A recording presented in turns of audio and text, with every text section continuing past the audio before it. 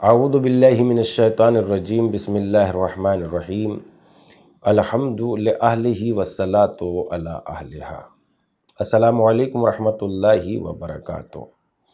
صحیفہ کربلا ہم آپ کی خدمت میں کربلا کے واقعے کے حالات جس میں ترتیب کے ساتھ بیان کیے گئے ہیں پیش کر رہے ہیں۔ 291 تک گفتگو آپ کی خدمت میں پہنچ چکی ہے۔ آج انشاءاللہ 291 سے 300 تک آپ کی خدمت میں پہنچانے کا ارادہ ہے۔ جہاں تک بھی ٹائم چلے گا ہم پڑھتے رہیں گے اور آپ سنتے رہیے، مگر اپیل وہی ہے کہ زیادہ سے زیادہ جوان اور نوجوانوں کو اس آؤ کتاب پڑھے پروگرام سے جوڑیے تاکہ زیادہ سے زیادہ تاریخی معلومات ہو۔ شہدائے کربلا کے سلسلے میں بات کر رہے تھے، یعنی سائر شہداء کربلا کے تمام شہیدوں کے بارے میں، جن میں 39 تک ہماری گفتگو آپ کی خدمت میں پہنچ چکی ہے۔ ہر کے حالات بیان کر رہے ہیں۔ 40ویں شہید وہب بن حباب کلبی۔ پھر وہب بن حباب کلبی نے جہاد کی اجازت حاصل کی، میدان میں گئے، دشمنوں سے زبردست جنگ کی، سختی اور مشکلوں پر صبر کیا اور اپنی والدہ و بیوی کے پاس واپس آئے کہ کربلا میں ان کے ساتھ تھی۔ اپنی والدہ سے کہا، کیا مجھ سے راضی ہو گئی؟ کہا، میں تم سے اس وقت تک راضی نہیں ہوں گی جب تک تم حسین کے سامنے اپنے کو راہ خدا میں شہید نہ ہو۔ ان کی بیوی نے کہا، مجھے اپنے ماتم میں غمگین نہ کیجیے۔ ماں نے کہا، بیٹا، بیوی کی باتوں کی پرواہ نہ کرو اور امام حسین کی طرف سے جنگ کرو تاکہ روز قیامت تمہیں ان کی جد کی شفاعت نصیب ہو۔ وہب نے جنگ کی یہاں تک کہ ہاتھ قلم ہو گئے اور بیوی نے ایک لکڑی اٹھائی اور ان کی طرف روانہ ہوئی اور ان سے کہا، میرے ماں باپ آپ پر فدا ہو جائے، حرم رسول سے دفاع کیجیے۔ وہب انہیں واپس لوٹانا چاہتے تھے لیکن وہ واپس نہ ہوئی۔ امام حسین نے فرمایا، لوٹ جاؤ، خدا تمہیں اہل بیت کی طرف سے جزائے خیر عنایت فرمائے۔ وہ خیمے میں واپس چلی گئی۔ وہب نے دوبارہ جنگ کی اور شہادت پائی۔ 41ویں شہید حبشی بن قیس بن سلمہ، ان کے دادا رسول اللہ کے اصحاب میں سے تھے، قبیلہ نہم سے تعلق ہے۔ ان کی والدہ نے بھی شاید رسول اللہ کو درک کیا تھا۔ یہ اس وقت کربلا میں پہنچے جب کہ جنگ کا فیصلہ نہیں ہوا تھا اور شہادت سے ہمکنار ہوئے۔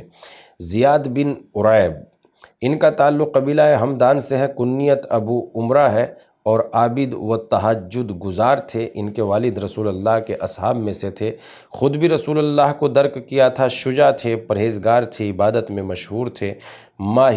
مہر کاہلی کہتا ہے کہ میں کربلا میں موجود تھا، میں نے ایک آدمی کو زبردست لڑائی لڑتے ہوئے دیکھا اور جب بھی فوج کوفہ پر حملہ کرتے تھے انہیں پراکندہ کر دیتے تھے، اور امام حسین کی خدمت میں حاضر ہوئے اور عرض کی، تمہیں بشارت ہو کہ ترقی کی راہ کی ہدایت پائی، اے احمد کے فرزند، اور جنت میں اعلیٰ رتبہ ملے گا۔ میں نے معلوم کیا یہ کون ہے، بتایا یہ ابو عمرہ حنظلی ہے۔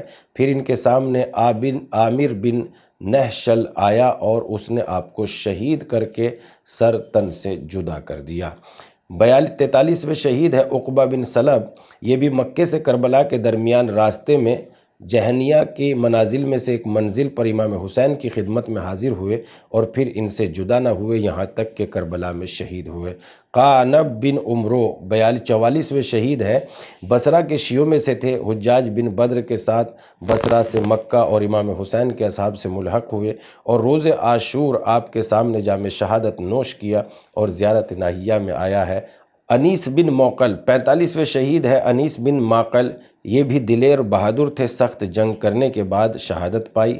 قرہ بن ابی قرہ 46ویں شہید ہے، انہوں نے آل رسول سے دفاع کیا، دشمنوں سے جنگ کی اور دشمن کی فوج کے 66 سپاہیوں کو قتل کر کے شہید ہو گئے۔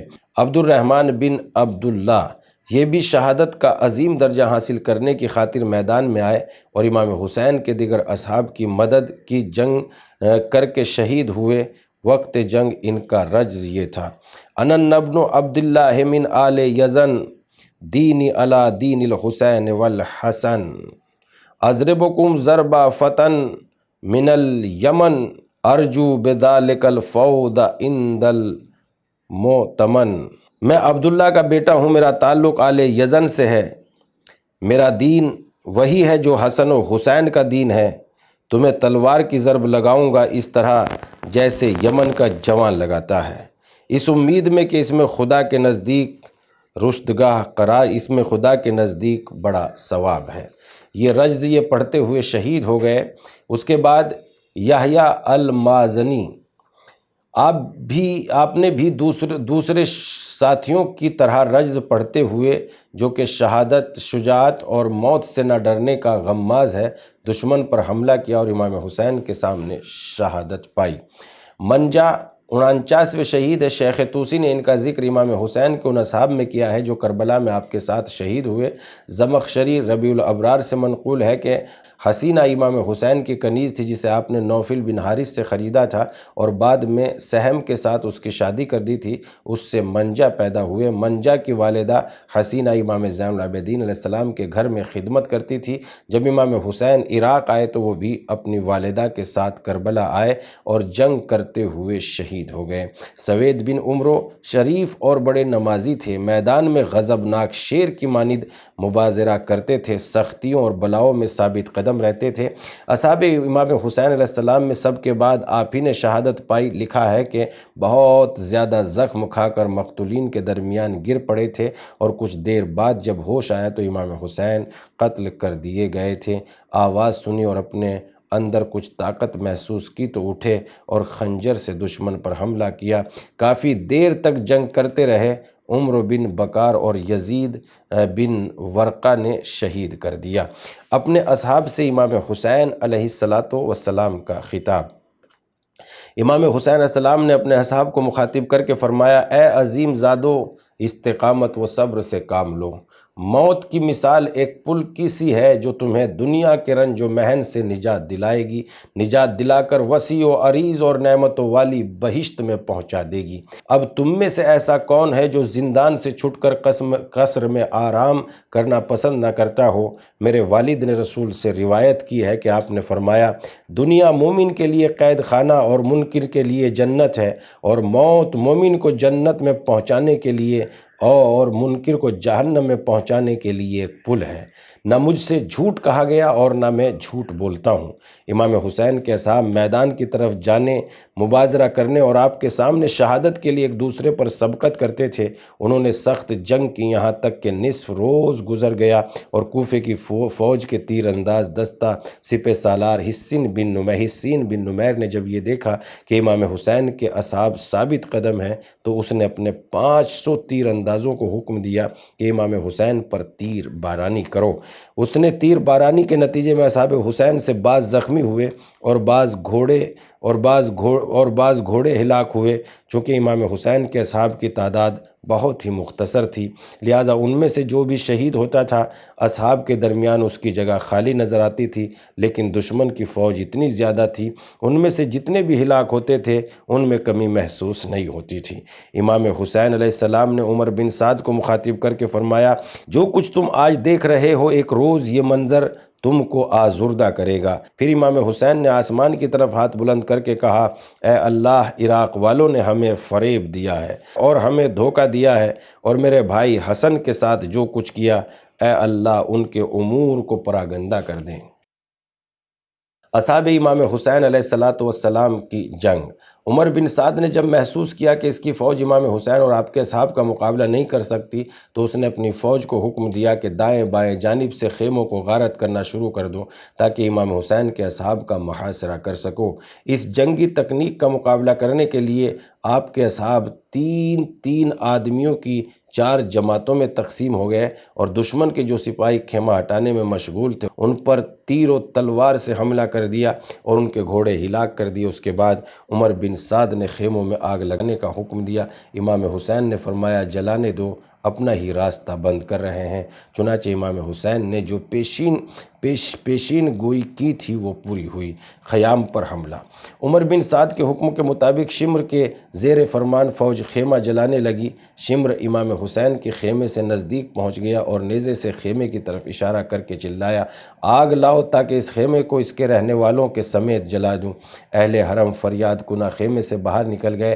امام حسین نے شمر کو مخاطب کر کے کہا، ذل جوشن کے بیٹے، خدا تجھے جہنم میں جلائے، تو آگ مانگ رہا ہے تاکہ میرا خیمہ میرے اہل بیت کے ساتھ سمیت جلا دے۔ حمید بن مسلم وہاں موجود تھا، اس نے شمر سے کہا کہ میں خدا سے پناہ چاہتا ہوں، خیموں میں آگ لگانا صحیح نہیں ہے، کیا تم ان معصوم بچوں اور بے کس اور ناچار عورتوں کو جلانا چاہتے ہو اور اپنے لیے ابدی عذاب کے اسباب فراہم کرنا چاہتے ہو؟ خدا کی قسم اگر تم ان کے مردوں کو قتل کرو گے تو بھی امیر تم سے راضی ہو جائے گا، بچوں عورتوں کو قتل کرنے کی کیا ضرورت ہے؟ شمر نے پوچھا تم کون ہو؟ حمید بن مسلم نے جان کے خوف سے اپنا تعارف نہیں کرایا تاکہ اس کی گزند سے محفوظ رہے۔ شبس بن ربی نے شمر سے کہا میں تمہیں اتنا سنگ دل نہیں سمجھتا تھا اور اس سے بدتر کام انجام دیتے نہیں دیکھا، کیا تم عورتوں کو دہشت زدہ کرنا چاہتے ہو؟ ضحاک بن عبداللہ قبیلہ ہمدان سے تھے، دوران راہ میں امام حسین علیہ السلام سے ملحق ہوئے۔ جب آپ کے انصار شہید ہو چکے تو آپ تنہا رہ گئے تو ضحاک آپ کی خدمت میں حاضر ہوئے اور کہا میں آپ کے ساتھ تھا، چاہتا تھا کہ جب تک آپ کے اصحاب وفادار درجہ شہادت پر فائز نہ ہو میں آپ سے دفاع کروں، لیکن اب وہ سبھی موت سے ہمکنار ہو گئے، آپ تنہا رہ گئے ہیں، آپ سے دفاع کرنے کی اب میں اپنے اندر طاقت نہیں پاتا، اجازت دیجئے کہ جس راستے سے میں آیا ہوں اسی سے لوٹ جاؤں۔ امام حسین نے اسے اجازت دے دی اور اس نے ثابت قدم رہنے پر فرار کو ترجیح دی۔ راستے میں عمر بن سعد کے جاسوس نے اس کا راستہ روکا اور پہچان کر چھوڑ دیا اور وہ کربلا سے نکل گیا۔ امام حسین علیہ السلام کے اصحاب کی شجاعت و شرافت کا اعتراف۔ اس شخص سے کہا گیا جو فوج کوفہ میں موجود تھا، وائے ہو تجھ پر، تو نے فرزند رسول کو کیوں قتل کیا؟ اس نے کہا تمہارا منہ ٹوٹ جائے، اگر تم کربلا میں موجود ہوتے اور جو کچھ ہم نے دیکھا ہے تم دیکھتے تو تم بھی ایسا ہی کرتے، وہ قبضۂ شمشیر پر ہاتھ رکھتے اور شیروں کی مانند ہمارے اوپر حملہ کرتے اور خود موت پر جا پڑتے تھے، امان قبول نہیں کرتے تھے، دنیا کے مان و منال کی طرف رغبت نہیں کرتے تھے، ان کے اور موت کے درمیان کوئی بھی فاصلہ قائم نہیں کر سکتا تھا، اگر ہم ان سے جنگ نہ کرتے تو وہ ہم سب کو قتل کر دیتے اور ہمارے لیے ان سے جنگ کرنا ناگزیر تھی۔ ابن عمارہ اپنے والد سے نقل کرتا ہے میں نے امام صادق سے عرض کیا مجھے امام حسین کے اصحاب اور فداکاری و جان نثاری پر سبقت کرنے سے آگاہ کیجیے۔ امام صادق علیہ السلام نے فرمایا ان کی آنکھوں کے سامنے سے پردے اٹھا لیے گئے تھے، وہ جنت میں اپنی منزلیں دیکھ رہے تھے، اس لیے شہادت کی طرف بڑھ رہے تھے تاکہ جنت میں اپنی منزلوں میں پہنچ جائے۔ امام حسین علیہ السلام کے حالات کو اس عرب شاعر نے کس خوبصورت میں بیان کیا، وہ کہتا ہے وہ اپنے امام کی محبت میں جان سے گزر گئے، جان نثاری میں سخاوت کے اعلیٰ درجے پر فائز ہیں، بلندیوں کے حصول میں انہوں نے سبقت کی، یہی کل آپ کو کوثر سے سیراب ہوں گے، اگر کل ان بہادروں کی تلواریں اور نیزے نہ ہوتے تو آج اذان کی آواز نہ سنائی دیتی۔ یہ عرب شاعر کے اشعار ہیں جو انہوں نے پیش کیے۔ اس کا ترجمہ شہدائے بنی ہاشم جب اصحاب امام حسین یک بعد دیگر آپ سے اجازت لے کر داد شجاعت دے کر شہید ہو چکے تو آپ کے خاص اہل بیت کے علاوہ کوئی آپ سے دفاع کرنے والا نہ رہا تو اہل بیت کی نوبت آئی اور ان کی جانبازی ملاحظہ فرمائے۔ علی ابن الحسین حضرت علی ابن الحسین علی اکبر نے 11 شعبان سن 33 ہجری میں ولادت پائی، اپنے جد حضرت علی ابن ابی طالب سے حدیث نقل کرتے تھے اور ابن ادریس نے سرائے میں ان سے اس بات کی طرف اشارہ کیا کہ ان کی کنیت ابو الحسن اور لقب اکبر ہے۔ موثق روایات کی روح سے آپ امام حسین کے سب سے بڑے بیٹے تھے۔ آپ کی والدہ لیلہ بنت ابو مرہ بن عروہ بن مسعود ثقفی ہیں۔ وجاہت اور تناسب الاعضاء میں علی اکبر حسیبہ کوئی نہیں تھا، علی اکبر جیسا کوئی نہ تھا۔ روز عاشوراء والد سے اذن جنگ طلب کیا، امام نے اجازت دے کر انہیں محبت بھری نگاہ سے دیکھا اور پھر سر جھکا لیا، آنکھوں میں آنسو بھرائے آسمان کی طرف ہاتھ اٹھا کر کہا اے اللہ گواہ رہنا اس جوان کو جنگ کے لیے بھیج رہا ہوں جو جمال و کمال اور اخلاق و عادات میں سب سے زیادہ تیرے رسول سے مشابہ ہے، جب ہم تیرے رسول کی زیارت کے مشتاق ہوتے تھے تو اس جوان کو دیکھ لیتے تھے، اے اللہ اس قوم کو زمین کی برکتوں سے محروم کر دے، انہیں پراگندہ کر دے اور ان میں جدائی ڈال دے۔ اور ان کے امیروں کو ان سے راضی نہ کر انہوں نے ہمیں دعوت دی اور ہماری مدد کریں گے، اور اب ہمارے اوپر تلوار کھینچ رہے ہیں، ہمارے قتل میں کوئی مذائقہ نہیں سمجھتے۔ اس کے بعد امام حسین نے عمر بن سعد کو مخاطب کر کے کہا، خدا تیری نسل کو قطع کر دے اور تیرے کسی کام میں برکت نہ دے، اور میرے بعد تجھ پر ایسے شخص کو مسلط کرے جو تیرے بستر پر تیرا سر تن سے جدا کر دے، اور تیرے رحم کے سلسلے کو قطع کرے، اور تو نے میرے رسول سے قرابت کا لحاظ نہیں کیا۔ اور پھر بلند آواز سے اس آیت کی تلاوت کی، ان اللہ اصطفیٰ آدم و نوحا و آل ابراہیم و آل عمران علی العالمین ذریۃ بعضها من بعض واللہ سمیع علیم۔ اس وقت علی اکبر نے غیظ میں آ کر فوج کوفہ پر حملہ کیا اور یہ رجز پڑھا، انا علی بن حسین بن علی نحن و بیت اللہ اولا بن نبی اطعنکم بالرمح حتی ینسنی اضربکم بالسیف احمی ان ابی ضرب غلام ہاشم علوی واللہ لا یحکم فینا ابن الدعی۔ متعدد بار دشمن کی فوج پر حملہ کیے۔ اس رجز کا مطلب یہ ہوتا ہے کہ میں علی بن حسین بن علی کا بیٹا ہوں، خدا کی قسم سب سے زیادہ رسول سے نزدیک ہوں، میں تمہیں نیزے سے ضرب لگاتا ہوں یہاں تک کہ وہ خم ہو جائے، اپنے والد سے دفاع کروں گا اور تلوار سے تمہیں ضرب لگاؤں گا جیسا کہ جوان ہاشمی کی شایان نشان ہے، خدا کی قسم ابن زیاد ہم پر حکومت نہیں کر سکتا۔ متعدد بار دشمن کی فوج پر حملہ کیا، بہت سے کوفیوں کو قتل کیا، یہاں تک کہ دشمن اپنے مقتولوں کی کثرت دیکھ کر غصے میں آپے سے باہر آ گیا۔ روایت ہے کہ علی اکبر نے تشنہ لب ہونے کے باوجود 120 دشمنوں کو قتل کیا اور بہت سے زخم کھا کر والد کی خدمت میں حاضر ہوئے اور عرض کیا، بابا پیاس مجھے مار ڈال رہی ہے، اسلحے کا بار مجھے پریشان کر رہا ہے، ایک گھونٹ پانی مل سکتا ہے دشمن سے جنگ جاری رکھنے کی طاقت پیدا کر سکوں۔ یہ سن کر امام حسین روئے اور فرمایا، واہ غوثا ہو بیٹا، تھوڑی دیر اور جنگ کرو، ان قریب تم اپنے جد رسول اللہ کی زیارت کرو گے اور وہ تمہیں سیراب کریں گے، اس کے بعد کبھی تشنگی محسوس نہیں ہوگی۔